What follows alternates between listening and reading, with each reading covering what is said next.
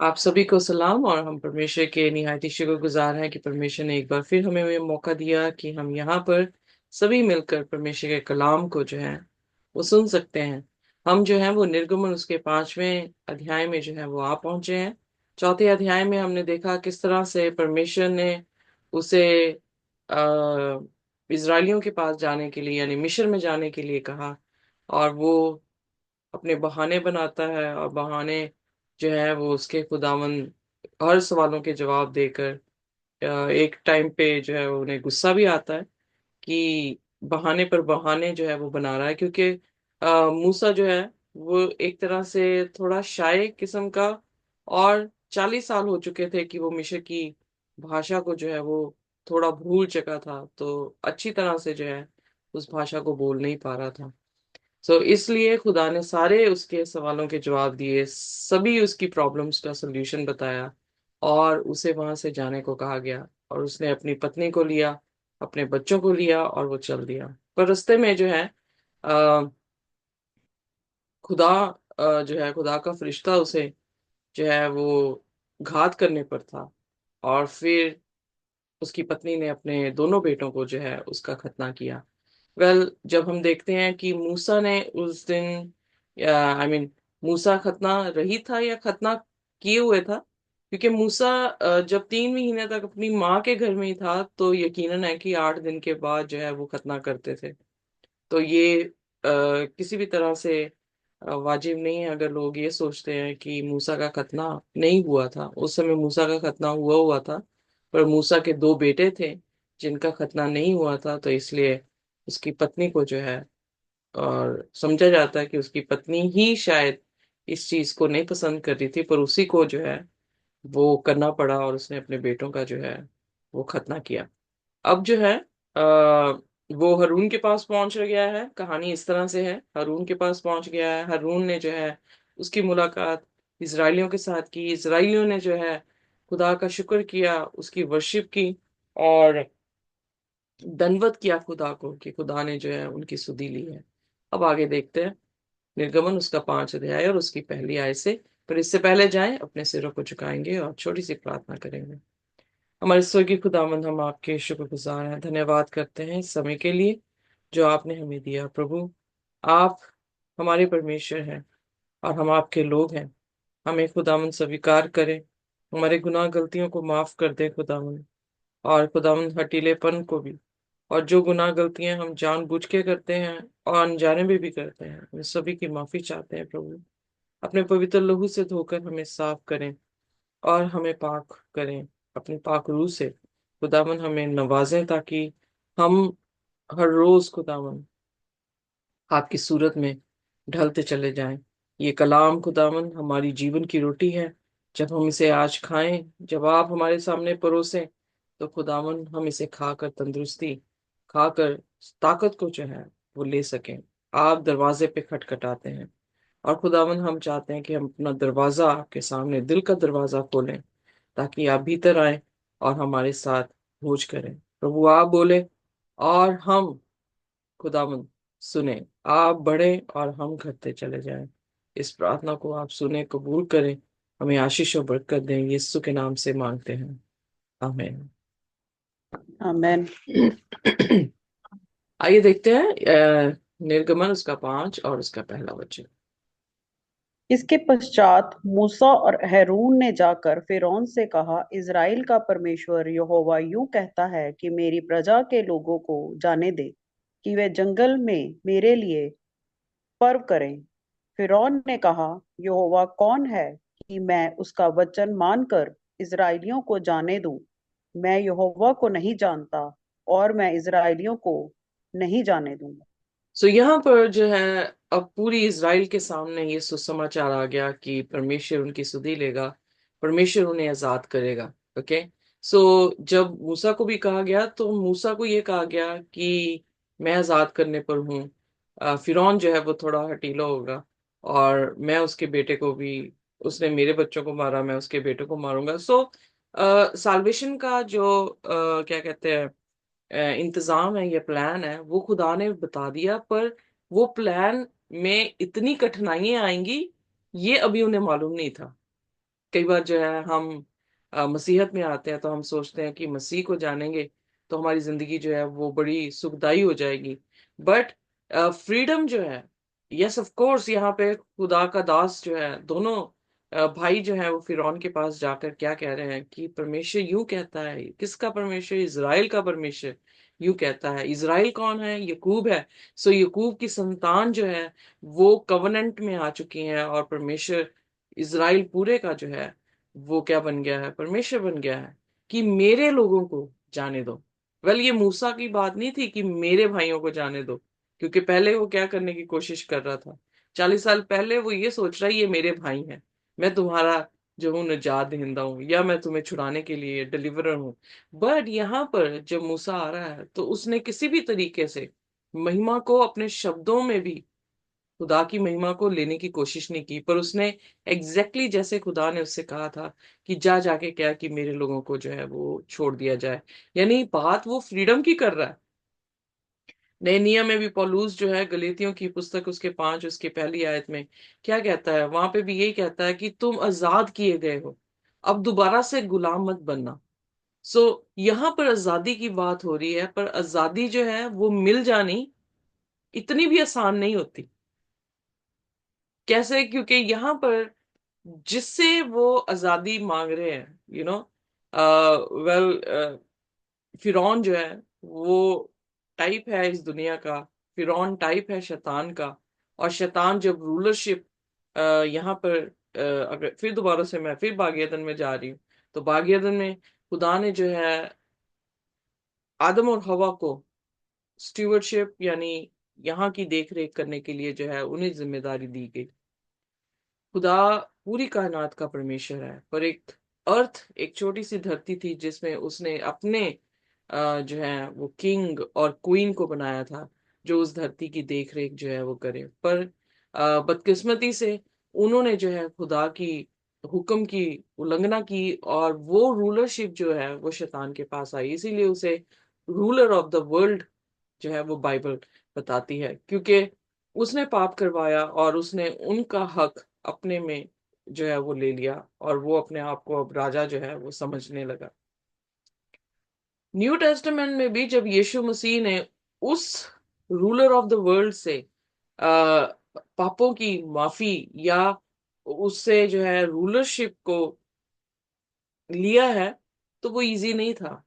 यीशु मसीह का जन्म से लेकर मरण तक इट वॉज क्वाइट डिफिकल्ट, कि जब तक वो पूर्ण तौर से मरकर तीसरे दिन जी नहीं उठा, तब तक जो है उसका काम खत्म नहीं हुआ। सो हमारी जिंदगी में भी खुदा का गॉस्पल आना, ये कहना कि वो हमें आजाद करेगा, ये सिर्फ शुरुआत ही है। ओके। सो उसमें हम बहुत सारी कठिनाइयों में जाते हैं, और यहाँ पर हम देख रहे हैं कि जो परमेश्वर कह रहा है अपने लोगों को अपना कह के, तो वो क्लोज रिलेशनशिप को जो है वो दिखा रहा है कि परमेश्वर और इज़राइल के बीच में क्लोज रिलेशनशिप है, वो उसके लोग हैं, और वो अपने आप को खुदा उनका जो है वो कह रहा है। सो कवर्नेंटल नेशन को दिखा रहा है। यही चीज कवर्नेंटल इंसान को बनाती है। जब हम ओबीडियंस के साथ उसके साथ चलते हैं तो हम उसके लोग हो जाते हैं, और वो हमारा परमेश्वर हो जाता है। और वो क्या तकीद कर रहे हैं कि वो क्या करेंगे? विल्डरनेस में जाकर परमेश्वर की जो है वो उपासना करेंगे। सो उन जो मूसा को ये कहा गया था, परमेश्वर ने कहा कि 3 दिन की जर्नी लेके तुम यहाँ पर सिनाई पर्वत में ही आके क्या करोगे?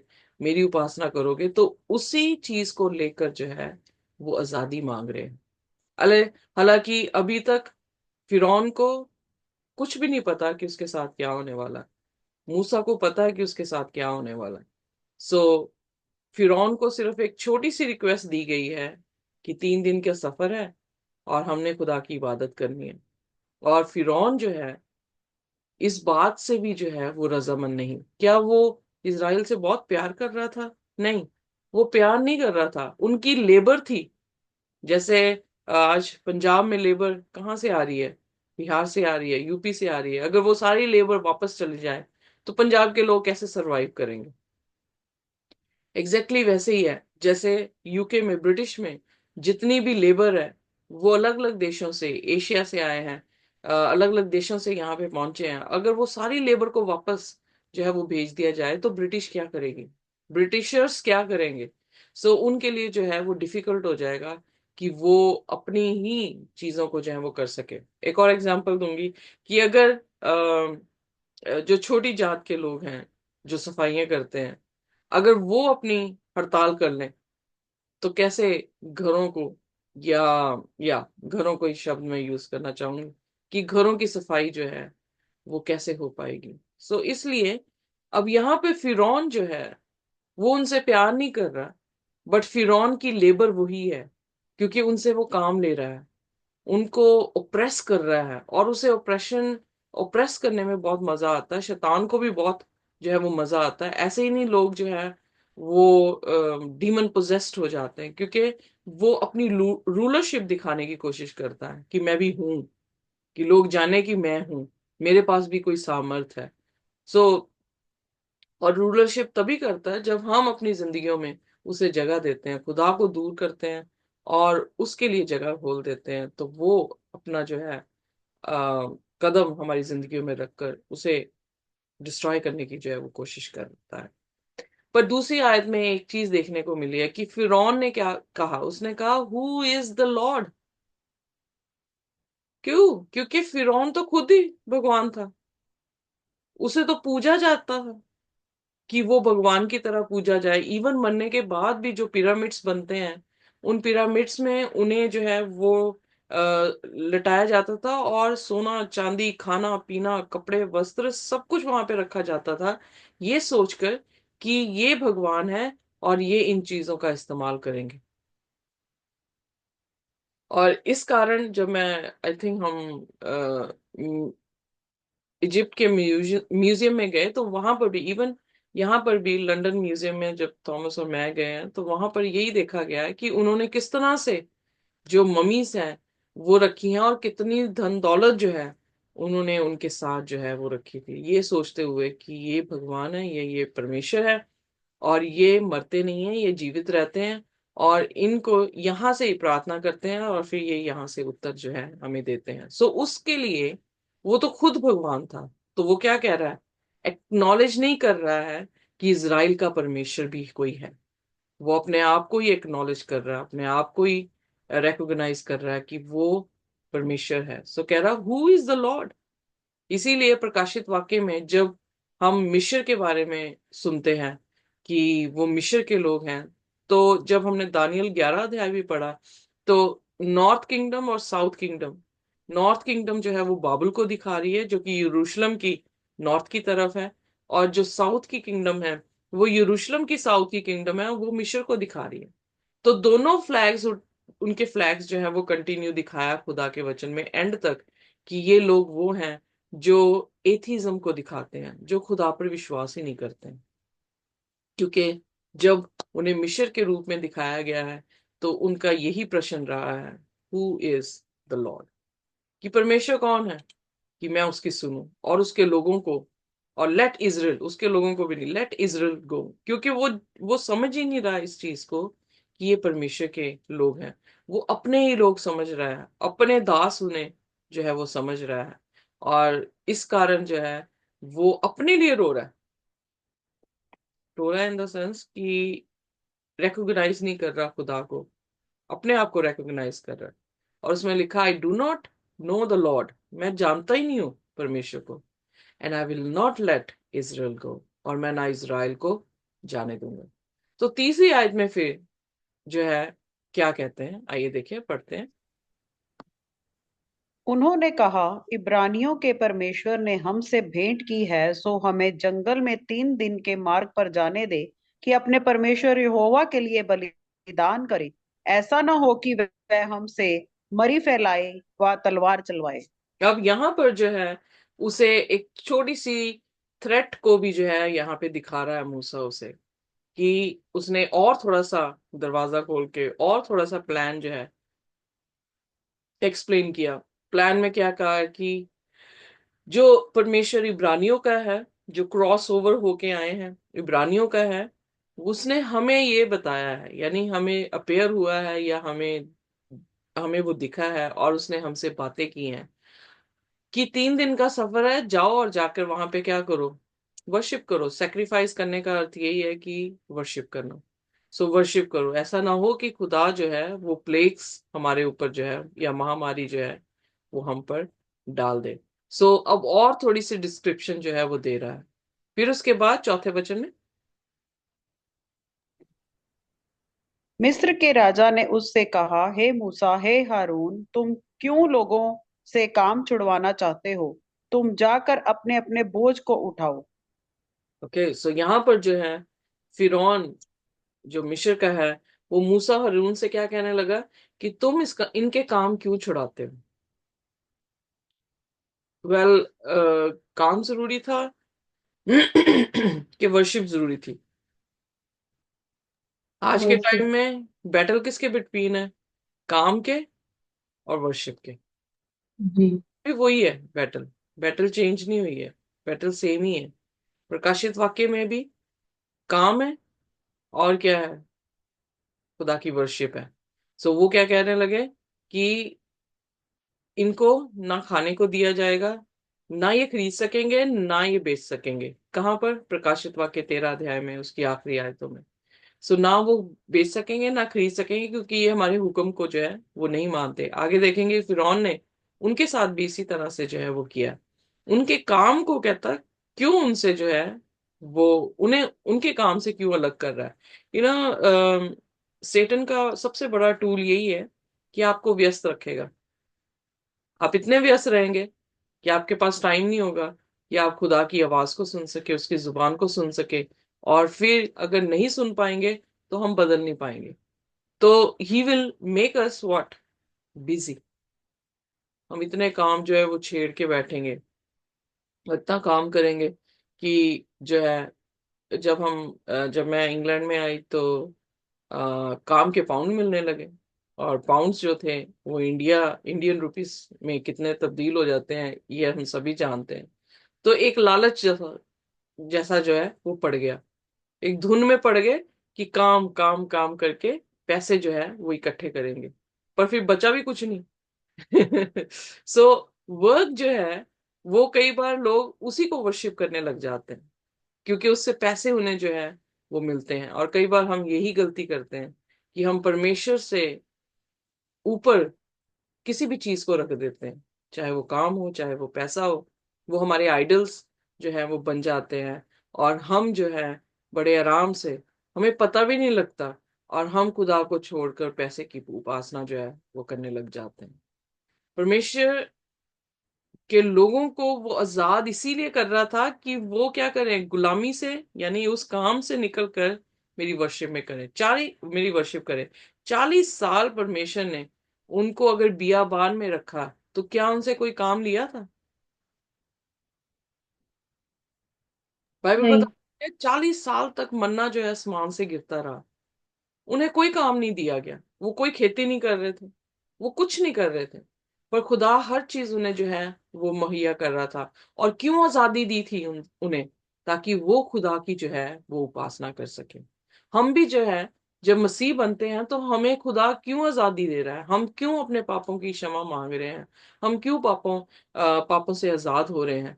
ताकि हम खुदा की क्या कर सके, इबादत कर सके। कैसे इबादत करेंगे? जब हम मुड़ते हैं, यू टर्न लेते हैं, संसार के कामों से निकलकर हम जब यू टर्न मारते हैं तो किसके काम की तरफ जाते हैं? पता। खुदा के कामों की तरफ जो है वो जाते हैं। शैतान के काम दुनिया के काम है। उससे जब हम मुड़कर रिपेंट करते हैं, जब तौबा करते हैं, मुड़ते हैं, तो किसके काम की तरफ जाते हैं? खुदा के काम की तरफ जो है जाते हैं। और खुदा के काम मतलब जब हम उसके ओबीडियंस करते हैं तो वो वर्शिप बन जाती है। Amen? आमीन। जेम्स और में, फिर वो। जेम्स की पुस्तक में जो है खुदा का दास क्या कहता है कि विश्वास बिना कार्य क्या है, मुर्दा है। सो जब हम विश्वास कर रहे हैं और कर्म ना आ रहे हो तो वो वर्शिप कंप्लीट नहीं है। जैसे केन और हाबिल को देखें, तो हाबिल जो है वो विश्वास से आया, विश्वास ये था कि मेमना मेरे लिए मारा गया और उसके लहू से मेरा उद्धार है। और उसके विश्वास ने कार्य दिखाया, वो मेमना ही लेकर आया।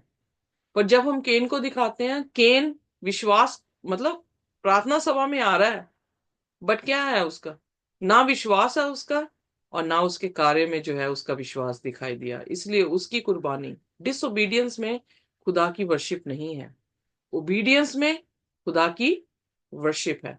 और इसीलिए यहां पर खुदा उन्हें आजाद कर रहा है ताकि वो वर्शिप कर सके, उसे ओबे कर सके, फिरौन को नहीं। सो एग्जैक्टली वही सिनेरियो है, खुदा हमें दुनिया के परमेश्वर से अलग करता है इसलिए कि हम उसके गुलाम ना बने। यीशु मसीह ने कहा, जो इवन पौलुस रोमियोस की 6:16 में कहते हैं कि जो जिसकी सुनता है उसका गुलाम है। हम डिसोबीडियंस से मौत के गुलाम हो जाते हैं, और जो ओबीडियंस दिखा रहे हैं वो राइचियसनेस के गुलाम हो जाते हैं, धार्मिकता के गुलाम। तो वेरी क्लियर कि हमारी ओबीडियंस खुदा के साथ जो है वो बहुत ही जरूरी है, और हमारी ओबीडियंस ही हमारी वर्शिप है खुदा के लिए। इसलिए रोमियो उसके 12 उसके पहले में कहता है कि तुम अपनी देह को कैसा चढ़ाओ, जीवता चढ़ाओ, यू नो। सो हम खुदा के घर में कौन सी भेंट लेकर आ रहे हैं, अपने आप को लेकर आ रहे हैं। पवित्र भेंट, पवित्र कैसे होगी, जब हम खुदा के लहू से धुले होंगे, जब हम खुदा की विश्वास में बने होंगे, जब हम खुदा की आवाज को सुनकर चलते होंगे, तो हमें वो क्या बनाता है, पवित्र बनाता है। सो हम उसके कलाम से सेंटिफाई होते हैं, यूहन्ना 17 उसकी 17 में। सो इसलिए सिनेरियो सेम ही है, जैसा उनके साथ हो रहा था वैसे ही हमारे लिए भी जो है वो कॉलिंग है। और यहाँ पर वो कह रहे हैं कि इन लोगों को जो है, इजरायलियों को जाने दे, 3 दिन की जर्नी है, ये खुदा की जाके क्या करें, वर्शिप करें, नहीं तो खुदा जो है वो महामारी देगा। फिर चौथे वचन में आइए देखते हैं। मिस्र के राजा ने उनसे कहा, मूसा, हे हारून, तुम क्यों लोगों के काम छुड़वाना चाहते हो? तुम जाकर अपने बोझ को उठाओ। और फिरौन ने कहा, सुनो, इस देश में वे लोग बहुत हो गए हैं, फिर तुम उनको परिश्रम से विश्राम दिलाना चाहते हो। हम्म। अब ऑलरेडी जब मूसा पैदा हुआ था तब भी यही चिंता थी कि ये लोग जो है वो गिनती में क्या हो गए हैं, बड़े हो गए हैं, और इनकी गिनती बढ़ाना नहीं चाह रहे थे, तो उनके जो मेल बच्चे थे, शिशु थे, उनको जो है वो मारा जा रहा था। 80 साल के बाद भी उसकी जुबान से क्या निकल रहा है कि ये लोग गिनती में क्या है, ज्यादा है। उनको स्लेवरी में रखा हुआ है, पर उनकी गिनती क्या हो रही है, बढ़ती जो है वो जा रही है। तो वहां पे वो क्या कह रहा है, इनको विश्राम क्यों देना है, इनको काम से स्टॉप करने का मतलब विश्राम क्यों देना है। तो विश्राम कहाँ से मिलता है हमें, जब हम इब्रानियों उसके 4थे अध्याय में जाते हैं तो वहां पे 2 तरह के विश्राम का जिक्र आया है। एक विश्राम जो मुल्क कनान में जाकर, तो वो कह रहा है कि तुम क्यों मांग रहे हो उसका विश्राम। विश्राम क्या मांग रहे थे कि उन्होंने यहां से निकलना है और कनान में जाना है। So why he wants to give विश्राम। सो इसलिए एक तो विश्राम जो पौलुस वहां पे रेफर कर रहा है, वो रेफर कर रहा है मुल्के कनान, कि हम भी जो है वो क्या पाएंगे, जब हम अपने पापों से आजादी पालेंगे, जब परमेश्वर पाप को ही खत्म कर देगा, तो हमें क्या मिलने वाला है, नए यरूशलेम में विश्राम मिलने वाला है। और दूसरा विश्राम कौन सा है, जो इस दुनिया में भी जो है हम क्या कर रहे हैं, हर हफ्ते के एक दिन में विश्राम करके उस दिन को परमेश्वर का दिन मना रहे हैं और उसकी उपासना कर रहे हैं। एंड एग्जैक्टली जब हम यशाया उसकी 66 अध्याय में आते हैं, उसकी 21 आयत से पढ़ना शुरू करते हैं, तो वहां पर देखने को मिलता है कि नए आकाश और नए धरती पर खुदा का दिन जो वर्शिप का है वो सब्बत है। सो विश्राम वहां पर भी जो है खुदा दे रहा है, एक तो मुल्के कनान दे रहा है, दूसरा हफ्ते में एक दिन जो है हमें वहां पर क्या दे रहा है, विश्राम दे रहा है। सो यहाँ पर फिरौन इस बात को समझ गया कि खुदा उनके विश्राम की बात कर रहा है, उन्हें विश्राम जो है वो दे। सो कैसे हो सकता है आप पाप से आजाद किए गए हों और खुदा आपको विश्राम ना दे।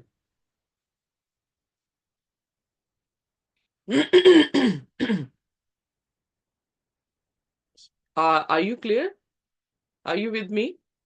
समझ आ रही है? यस। सो कैसे हो सकता है कि खुदा आपको पापों से आजाद करे और आपको विश्राम ना दे?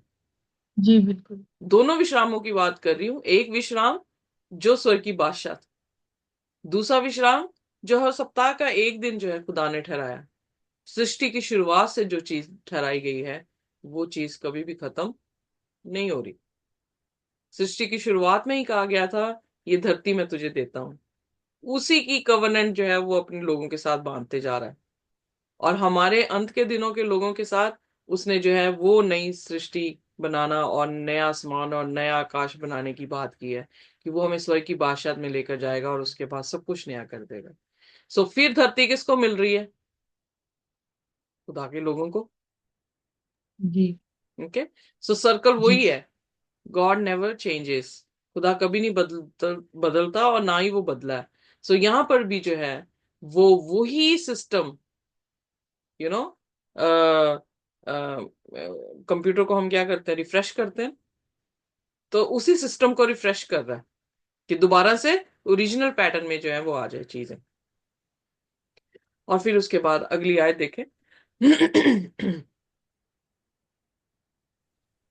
छठवीं आयत। और फिर और फिरौन ने उसी दिन उन परिश्रम करने वालों को जो उन लोगों के ऊपर थे और उनके सरदारों को ये आज्ञा दी कि तुम जो अब तक ईंटें बनाने के लिए लोगों को पुआल दिया करते थे, सो आगे को ना देना। वे आप ही जाकर अपने लिए पुआल इकट्ठा करें। अब क्या हुआ? जब आजादी आप मांगते हैं शैतान से, प्रभु यीशु मसीह के नाम से, तो शैतान आपको इजिली जाने देगा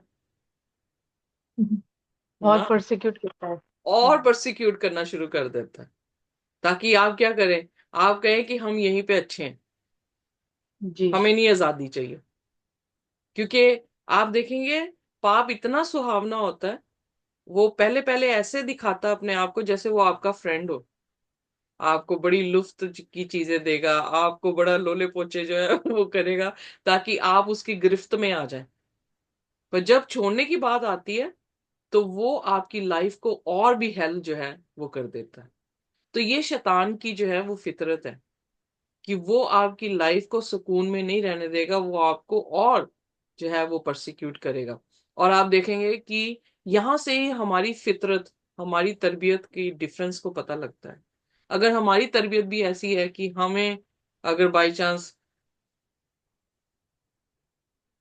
रिएक्ट करना पड़े किसी भी चीज में, और हम इंसान की जिंदगी को और मुश्किल कर दें, तो या उसे फिजिकली ऑप्रेस कर रहे हैं या मेंटली ऑप्रेस कर रहे हैं, तो हमारे में भी क्या है? तरबियत, शैतान की तरबियत है। सो अगर हम उनके बर्डन्स को उठा रहे हैं, तो वो खुदा की तरबियत है। सो कईयों के पास कई लोग ऐसे हैं जो दोनों ही रखते हैं, बट एक जो है उसे स्टिक करने की हमें जरूरत है। और जो वो चीज, एक चीज स्टिक हो जाती है, तो दूसरे इंसान आप पर विश्वास जो है वो इजिली हम पर विश्वास कर सकते हैं। सो यहाँ पर फिरौन ने अपनी, अब आप देख सकते हैं कि क्या खुदा ने इसका दिल कठोर किया था? क्या खुदा की ही योजना थी कि मैं इसका दिल कठोर कर दूंगा और उनकी चीखें निकलवाऊंगा अपने लोगों की? नो। खुदा की हम्म। योजना नहीं थी। फिरौन ही हठीला था, और उसने अपना हठीलेपन की इतनी हद दिखाई कि जो भूसा उन्हें दे रहे थे, जो रॉ मटेरियल उन्हें दिया जा रहा था, वो भी रॉ मटेरियल उनसे छीन लिया। आइए देखते हैं प्रकाशित वाक्य और उसका 13 अध्याय।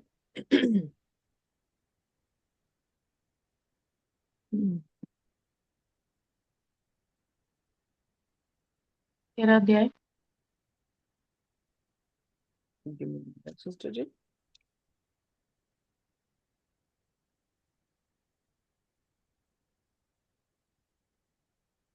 और उसकी 15 ऐसे पढ़ना शुरू कर दें सिस्टर जी। जी। उसे उस पशु की मूर्ति में प्राण डालने का अधिकार दिया गया कि पशु की मूर्ति बोलने लगे और जितने लोग उस पशु की मूर्ति की पूजा ना करें उन्हें मरवा डाले। हम्म, आगे पढ़ दें। उसने उसने छोटे बड़े, धनी कंगाल, स्वतंत्र दास सबके दाहिने हाथ या उनके माथे पर एक एक छाप करा दी कि उसको छोड़, जिस पर छाप अर्थात उस पशु का नाम या उसके नाम का अंक हो, अन्य कोई लेन देन ना कर सके। ओके, सो यहाँ पर क्या कर दिया जाएगा? अंत के दिनों में भी लाइफ कठिन कर दी जाएगी। यही हो रहा ना, कि जी। ना वो खरीद सकेंगे, ना वो बेच सकेंगे, तो रोटी कहाँ से खाएंगे? यहां पर भी भूसा उनको दिया नहीं जा रहा, तो वो बेचारे ईंटें कैसे बनाएंगे? तो उनका काम जो है वो एक्स्ट्रा कर दिया। अगर बाई चांस मुझे ग्रोसरी से रोटी नहीं मिलेगी, तो मैं क्या अपने बच्चों को ऐसे ही मरने दूंगी? मैं क्या करूंगी, जितनी थोड़ी जमीन मेरे पास मिलेगी, मैं उसमें क्या करना शुरू कर दूंगी, उगाना शुरू करूंगी, ताकि टमाटर ही उग जाए। और कुछ नहीं तो यही खाने को जो है, पेट भरने के लिए यही हमें मिल जाए। और मुझे तो ये भी नहीं पता कि क्विक जो है वो कौन सी ऐसी सब्जी है जो क्विकली प्रोड्यूस की जा सकती है थोड़े दिनों में। सो कहने का अर्थ है कि मेरा परिश्रम जो है वो और बढ़ गया। जहां पे पुराने समय में लोग जो है खेती बाड़ी करते थे, पानी जो है वो वेल से लेकर आते थे, अब इतना इजी कर दिया उसने कि टूटियों से पानी निकल रहा है। और ग्रोसरी जो है वो रेडीमेड फूड जो है वो भी प्रोवाइड कर रही है। पर सडनली क्या हो, वो चीजें हमें ना मिलने लग जाएं तो क्या हो जाएगा? हमारी बॉडी यूज टू नहीं है कि हम जाके खेती बाड़ी करें, हम जाके दूर से एक वेल को खोदें और वहां से पानी जो है वो लेकर आगे पीने लग जाए। सो हमारी लाइफ को क्या कर रहा है, हेल बनाने की कोशिश कर रहा है। इवन प्रोफेसी में, जो प्रकाशित वाक्य की 13वीं अध्याय में हम देख रहे हैं, वहां पर भी हम यही देख रहे हैं कि वो खुदा को, जब खुदा आजाद करने पर है, तो वो क्या कर रहा है, और पीड़ा जो है उसके लोगों को दे रहा है। सो जी। ओप्रेसर जितना ऊंचा उठ रहा है, उतना खुदा अपनी रिडेम्पशन जो है वो लेकर आएगा। सो इसलिए डरने की जरूरत नहीं है जब ओप्रेसर ज्यादा फड़फड़ाए। तो खुदा का शुक्र करने की जरूरत है कि खुदा उस समय क्या करने वाला है, हमें रिडीम करने वाला है, हमारी आजादी जो है वो लेकर आने वाला है। सो यहाँ पर उन्हें भूसा तक भी जो है वो नहीं दे रहे हैं, और वो भूसा लेने के लिए अब एक्स्ट्रा वर्क हो गया। ईंटें भी उतनी बनानी है, भूसा नहीं मिलेगा, जाओ ढूंढ के लाओ भूसा भी। And it was too much, too much, कि गरीब लोगों को जो है अब एक्स्ट्रा काम दे दिया गया। और फिर क्या हुआ, आइए देखें अगली आयतों में। तो भी जितनी ईंटें अब तक उन्होंने बनानी पड़ती थी, उतनी ही आगे आगे को भी उनको बनवाया। ईंटों की गिनती कुछ भी न घटाना, क्योंकि वे आलसी हैं। इस कारण ये कहकर चिल्लाते हैं कि हम जाकर अपने परमेश्वर के लिए बलिदान करें।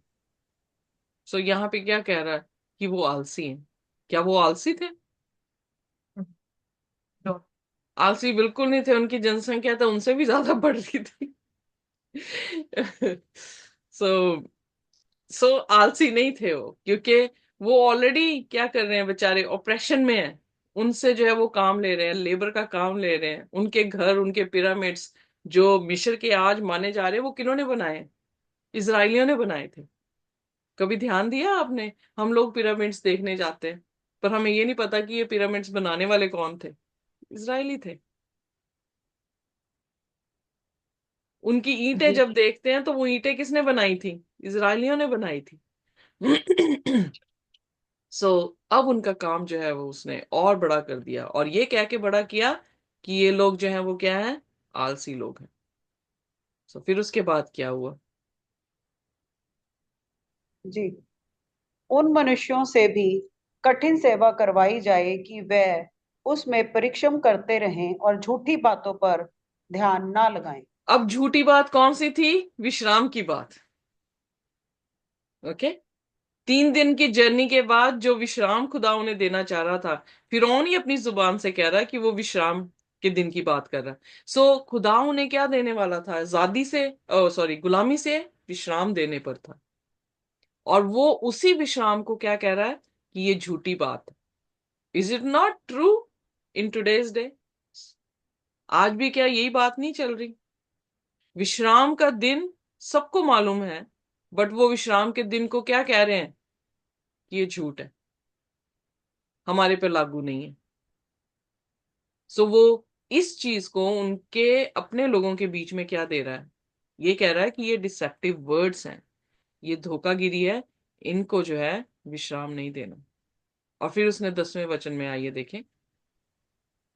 तब लोगों के परीक्षण करने वालों ने और सरदारों ने बाहर जाकर उनसे कहा, फिरौन इस प्रकार कहता है कि मैं तुम्हें पुआल नहीं दूंगा। तुम ही जाकर जहां कहीं पुआल मिले वहां से उसको बटोर कर ले आओ, परंतु तुम्हारा काम कुछ भी नहीं घटाया जाएगा।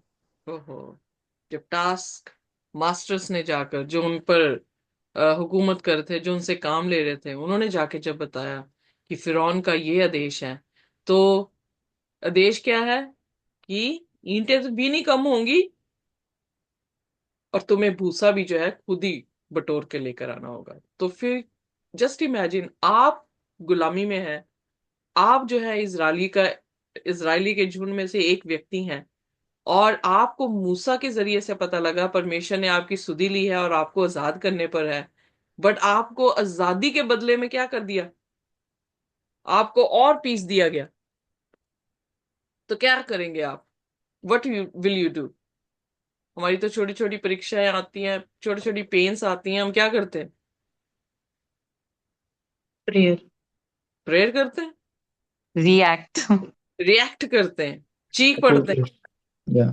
यू नो, ये क्या बकवास अच्छा, है? ओके ओके, क्या ऐसे होता है फिजिकली हमारे तो साथ? हम चिल्लाते हैं। ठीक ठीक ठीक। You know, so praise the Lord अगर आप प्रेयर करते हैं। बट कुछ लोग जो हैं वो इतने चीखते हैं कि खुदा को भी जो है वो क्या कर देते हैं, बुरा कह देते हैं। बट मैं ये देख रही हूँ खुदा के वचन में कि अयूब के भी ऊपर भी जो है वो परीक्षा आई थी। पर अयूब में और इन लोगों के बीच में डिफरेंस रहा है। अयूब इनसे पहले आया, ओके, कहानी उसकी पहले की है। तो इन लोगों ने क्या किया?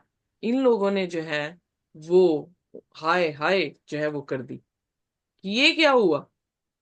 अभी कुछ ही समय पहले जो है, आके पढ़ देते हैं आगे, जब उन्होंने उनसे काम लेना शुरू किया। पढ़ दे मेरे साथ सिस्टर जी। सो वे लोग सारे मिस्र देश में तितर बितर हुए कि पुआल की संगति खूटी बटोरें, और परिश्रम करने वाले ये कह कह कर उनसे जल्दी करते रहे कि जिस प्रकार तुम पुआल पाकर किया करते थे उसी प्रकार अपना प्रतिदिन का काम अब भी पूरा करो। Very sad, very sad. आगे देखें।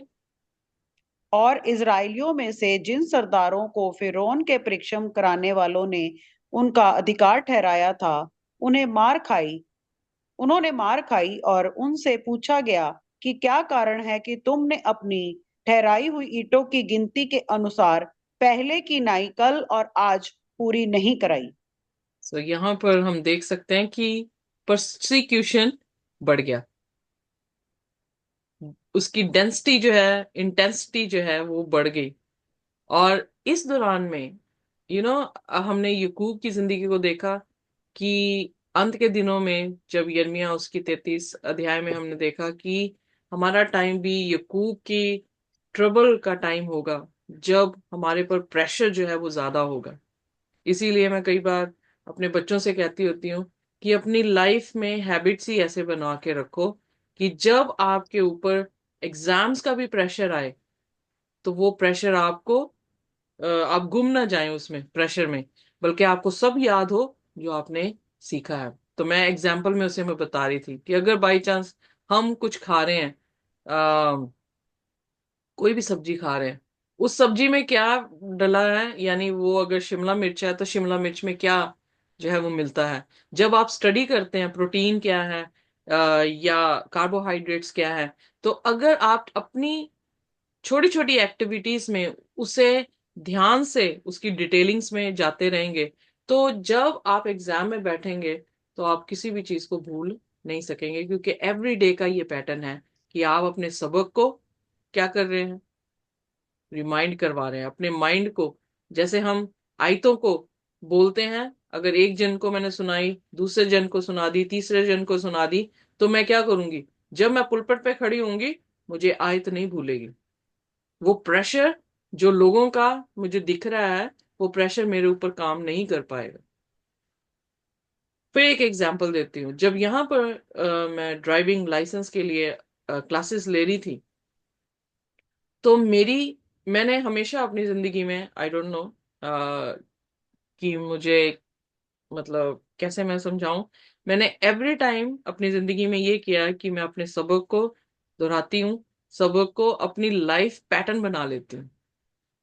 अगर मैं गाड़ी चला रही थी तो मैंने उसको अपनी लाइफ का एक स्टाइल बना लिया कि जैसे ही मैंने गाड़ी में बैठना है, मेरे जैसे मेरे इंस्ट्रक्टर ने मुझे सिखाया कि अपनी बेल्ट लेकर लेकर आ, तो मैंने उसे अपनी जिंदगी का पैटर्न बना लिया।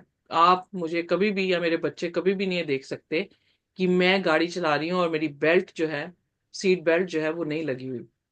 The first thing which I made it as my habit, कि जैसे ही मैं कार में बैठती हूँ, मेरा हाथ ऑटोमेटिकली, मेरा रिफ्लेक्स ऑटोमेटिकली ये होता है कि मेरी गाड़ी की बेल्ट जो है वो खींच के बेल्ट लगाना, और उसके बाद मेरी गाड़ी ऑन होती है। या मेरी गाड़ी ऑन, मैंने प्रेस कर दिया बटन, तो सबसे पहले मेरा हाथ जो है वो मेरी, सो यू नो, आप कितने भी प्रेशर में क्यों ना हो, आपने हैबिट फॉर्म कर ली है, आपका हाथ कहाँ जाएगा?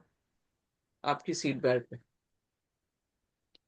सो इसलिए आने वाले टाइम में प्रेशर जो है शैतान बढ़ा देगा, और हम उसमें क्या रिएक्शन करने वाले हैं, उस रिएक्शन के लिए हमें अपने आप को तैयार करना है। क्या हम ये कहने वाले हैं कि मैं तो नंगा आया था, नंगा चला जाऊंगा परमेश्वर की महिमा में? या हम जो है इजरायलियों की तरह जो है वो चीख पड़ेंगे कि ये क्या मूसा तू हमारे लिए लेकर आया है?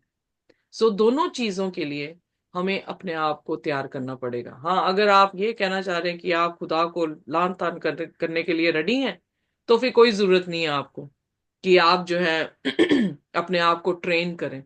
पर हाँ, अगर आप अपनी परीक्षाओं में स्टैंड रहें या आप खड़े रह जाएं, तो उसके लिए आपको क्या करना पड़ेगा?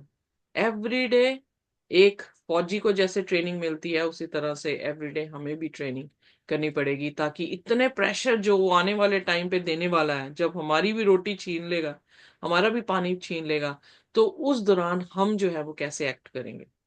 सो आगे बढ़ते हैं। उन्होंने कहा 17 आयत में, उन्हें लेजी लेजी दो बार जो है उन्हें कहा गया कि वो निकम्मे हैं, या वो मेहनती लोग जो हैं वो नहीं हैं, जो कि बिल्कुल झूठ था। वो मेहनती थे, पर उनके दिमाग में साइकोलॉजिकली उन्हें ये बताया जा रहा था कि तुम मेहनती नहीं हो। उनका काम बढ़ाकर उतनी ही आउटकम को वो देख रहे थे कि वो मिलनी चाहिए, और उन्हें पीटा भी जा रहा था इसी बात से। इमेजिन करें कि खुदा को कैसा लगा होगा। खुदा के वचन में लिखा, जो तुम्हें छूता वो मेरी आंख की पुतली को जो है वो छू रहा है। सो यहाँ पर उसके लोगों को पीटा जा रहा है, और उनसे एक्स्ट्रा वर्क लेने की कोशिश की जा रही है, और वो लोग, बेचारे लोग, वो लोग जो हैं वो गुलामी से निकलने की उम्मीद में खुश तो हुए थे, खुदा के सामने इबादत भी कर दी उन्होंने। चौथे उसकी 31 आयत में, निर्गमन 4 अध्याय उसकी 31 आयत में, उन्होंने सिर झुका दिया, उन्होंने खुदा की महिमा की कि खुदा हमारी सुधि लेने पर है। पर शैतान ने इतना प्रेशर क्रिएट कर दिया कि उनका ध्यान खुदा से हटकर कहां पे चला जाए? The ruler of the world. Yeah. और यही चीज वो हमारे साथ भी करता है कि किसी भी तरीके से हमारा ध्यान भटका दे। वो ऐसी परसिक्यूशन लेकर आता है, ऐसी ट्रबल्स हमारे सामने लेकर आता है कि हम चिल्ला पड़े कि खुदा हमें बचा ले। और फिर रियलाइज करवाता है, इसीलिए डीमन पोजेशन में क्या है, वो रियलाइज करवा रहा है हमें कि मैं हूं। और हम मूर्ख लोग हैं कि हमने ही उसे अनुमति दी है कि वो ये समझा दे हमें कि वो है। But we need to prepare ourselves in such a way कि हम खुदा को जाने, और ये उससे पलट कर ये जवाब दें कि खुदा है। गाना किसी ने गाया, बड़ा खूबसूरत गाया, कि अपनी मुश्किलों से कह दो कि मेरा खुदा बड़ा है। सो वो प्रैक्टिस से, वो हर रोज की हमारी वॉक खुदा के साथ होने से ही जो है वो आ सकता है। सो आइए देखिए, फिर अगली आयत को देखते हैं। तब इजराइलियों के सरदारों ने जाकर फिरौन की दुहाई देकर यह कहा कि तू अपने दासों से ऐसा बर्ताव क्यों करता है? तेरे दास को पुआल तो दिया ही नहीं जाता, और वह हमसे कहते रहते हैं, ईंटें बनाओ, ईंटें बनाओ। और तेरे दास ने भी मार खाई है, परंतु दोष तेरे ही लोगों का है।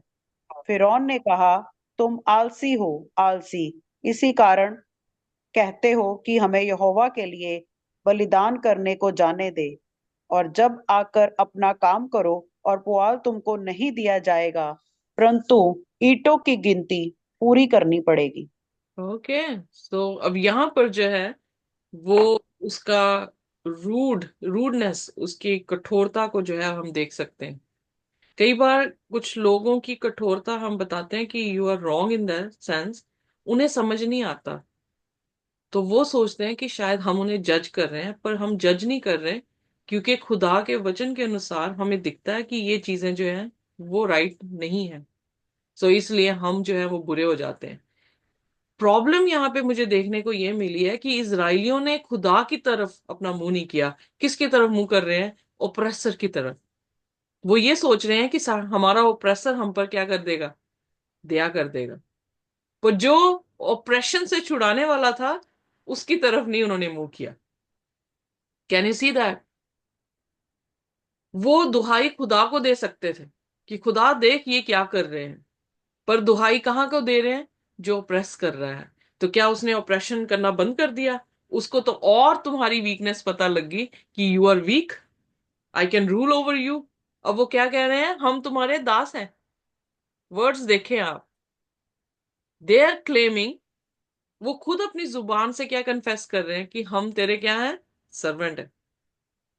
तो जब आपने अपने आप को उसके अधीन कर ही दिया, जब आपने अपने आप को उसके हाथों में दे ही दिया, जब आपने खुद ही कन्फेस कर दिया कि हम तेरे दास हैं, तो वो क्यों नहीं रूल करेगा? बताएं मुझे।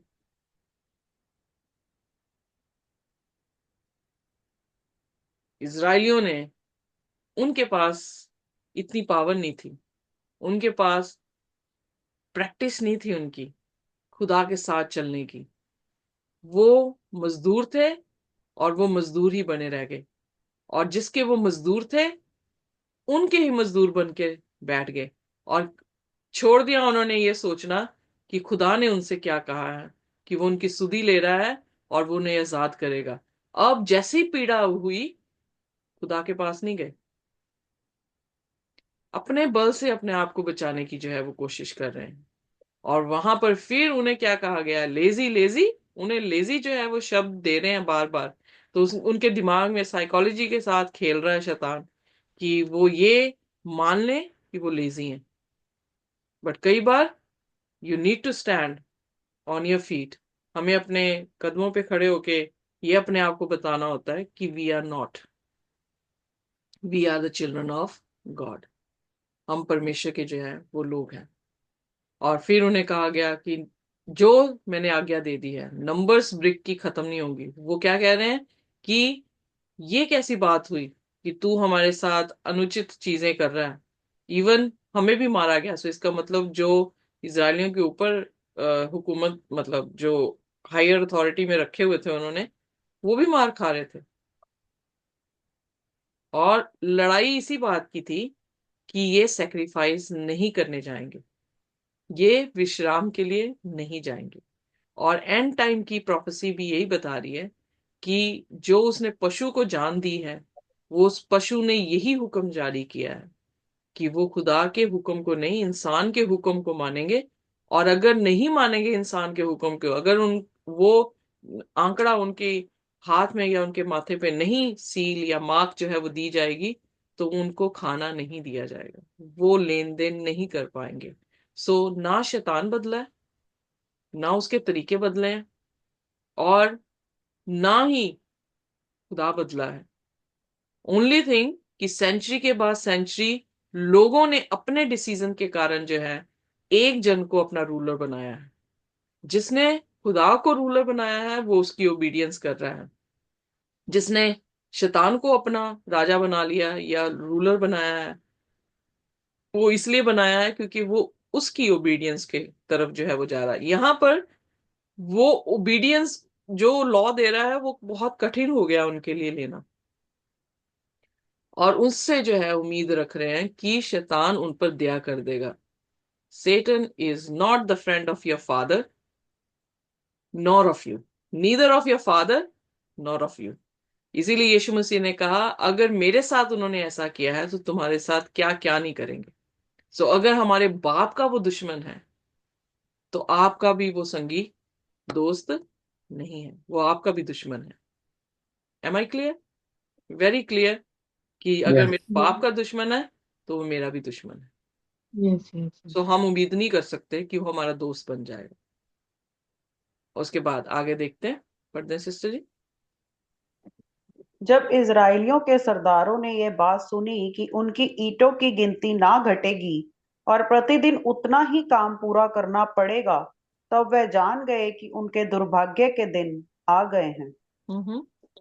जब वे फिरौन के सम्मुख से बाहर निकल आए, तब मूसा और हारून जो उनसे भेंट करने के लिए खड़े थे उन्हें मिले, और उन्होंने मूसा और हारून से कहा, यहोवा तुम पर दृष्टि करके न्याय करे, क्योंकि तुमने हमको फिरौन और उसके कर्मचारियों की दृष्टि से घृणित ठहरवा कर हमें घात करने के लिए उनके हाथ में तलवार दे दी है।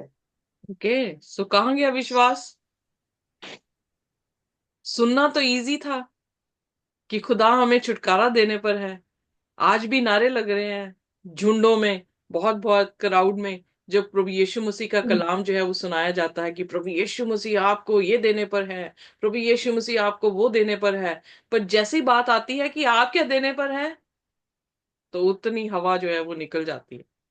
जहां पे शोर मच रहा हो और कह दिया जाए कि उसके बाद खुदा का हुक्म मानना जो है जरूरी है, तो मैं सोचती हूँ कि लोग जो है वहीं पर आधे मर जाते हैं।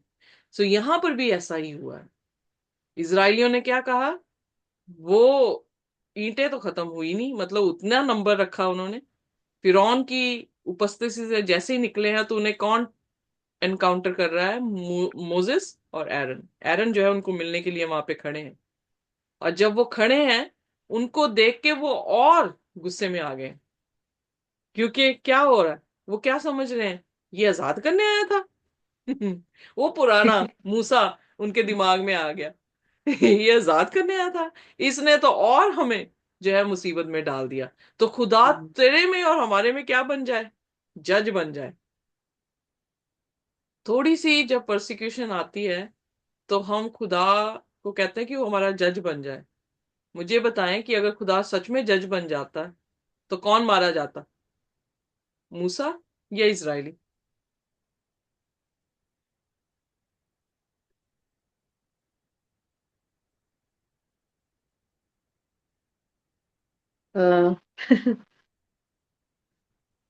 कंफ्यूज हो गए सिस्टर जी हम तो। क्यों कंफ्यूज क्यों हुए आप? जजमेंट की बात आ गई ना। जज कौन? कौन फिर खुदा को नकार रहा है? मूसा निकाल आई रहा मीन है, इजराइली। इस्राएली निकाल। इजराइली। तो फिर अगर खुदा जजमेंट में आ गया कि किसने उसको एक्सेप्ट किया और किसको नहीं एक्सेप्ट किया, किसने उसे ओबे किया और किसने उसे नहीं ओबे किया, तो कौन दोषी ठहरेगा? इजराइल। इजराइली। इस्राएली। You know. सो कई बार हम बड़े आराम से जल्दी से बोलते हैं खुदा तू मेरे और इसके बीच में क्या हो जा, जज हो जा।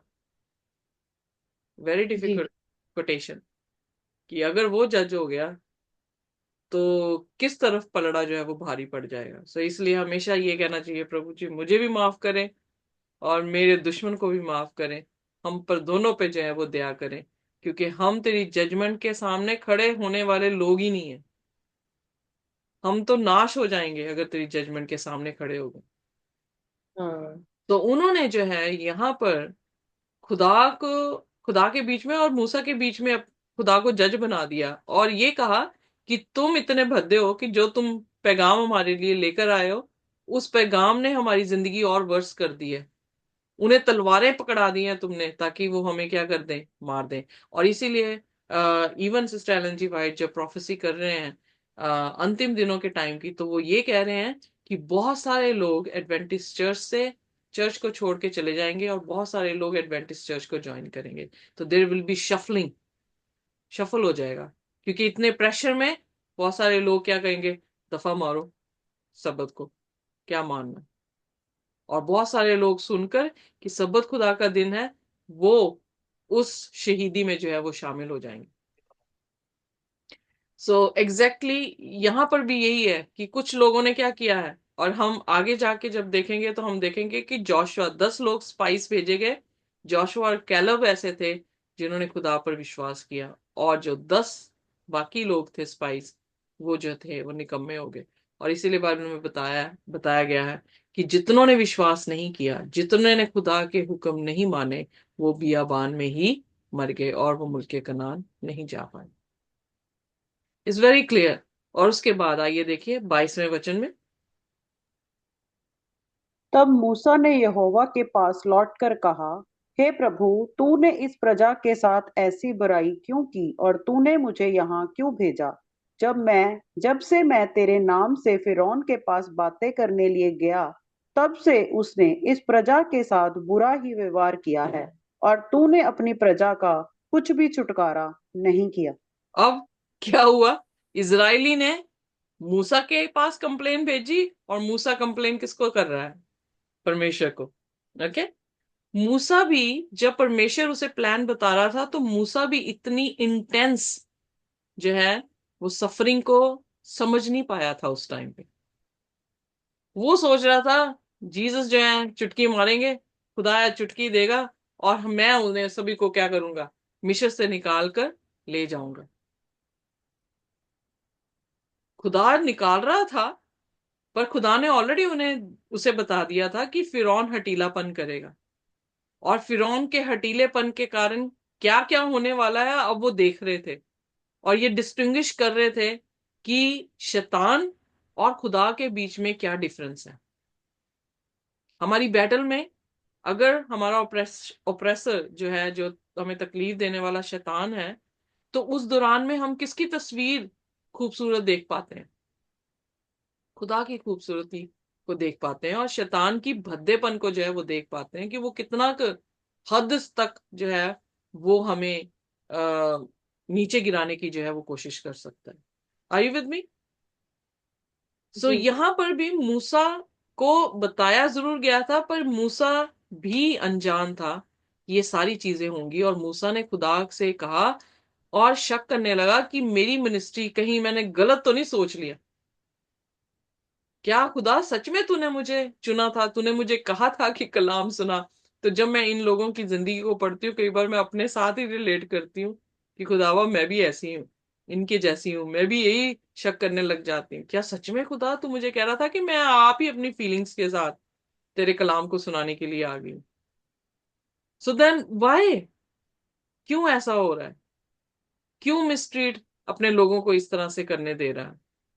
जब जब भी मैं कहता फिरौन के पास गया हूं, उसने क्या किया है? उसने और मिसट्रीट जो है लोगों को करना शुरू कर दिया, तो किसी भी तरह से डिलीवर नहीं कर रहा। तो वो तो बात बिल्कुल सही हुई जो खुदा ने कहा था कि वो सिर्फ नहीं तुझे सुनेगा, बाकी सब तुझे सुन लेंगे।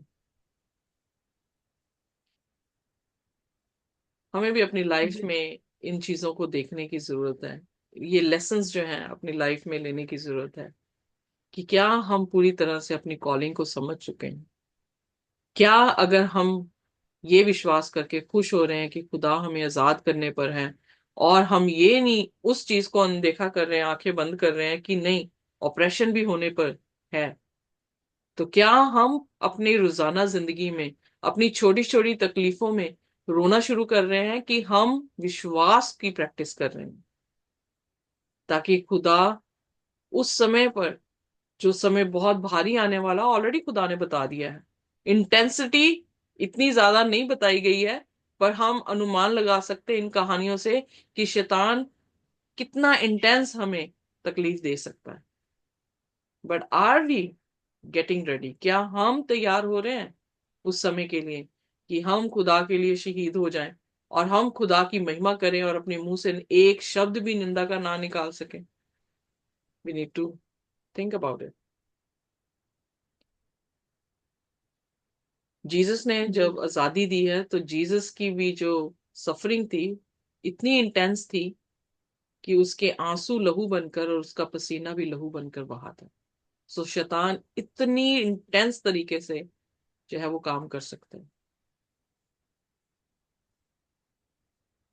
और उसको तोड़ना एक ही चीज कर सकती है, अगर हम मसीह में मजबूत हुए, अगर हमने उसके हथियार जो है वो पहने हुए, तो हम उसके साथ लड़ाई जो है वो कर सकते हैं।